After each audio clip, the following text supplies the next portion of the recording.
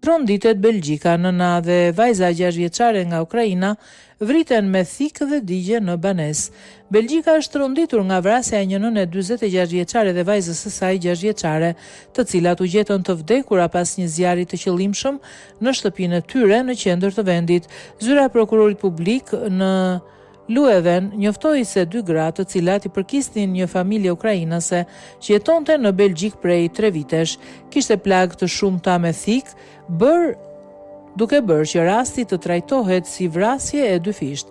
Zjarri që shpërtheu në katin e parë të banesës dyshohet se është ndezur qëllimisht. Thirrja për zjarrin u bë rreth orës 9:30 të mëngjesit të së shtunës. Zjarfikësit, të cilat mbritën në vendngjarje, vu nën kontroll flakët rreth orës 10:20, por në banesë gjetën trupat e të dyjave pa shenja jete. Nëna kishte ndruar jetë nga plagët e thikës, ndërsa 6 vjeçaria u gjet pa ndjenja dhe përkundër përpjekjeve për ringjallje nuk mundi të mbijetojë. Familja kishte emigruar nga Ukraina, ndoshta për shkak të luftës dhe babai i fëmijëve aktualisht shërben në frontin ushtarak. Djali 16 vjeçar ishte në shkollë gjatë ngjarjes dhe është jashtë rreziku, duke u mbajtur aktualisht nën kujdesin e shërbimeve sociale dhe psikosociale.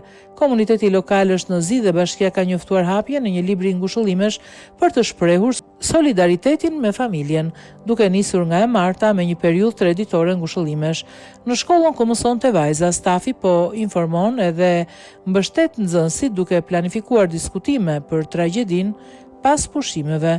Hetimet për ngjarjen vazhdojnë, ndërsa autoritetet nuk kanë bërë ende njoftime për ndonjë të dyshuar apo shenja që të çojnë në identifikimin e autorit.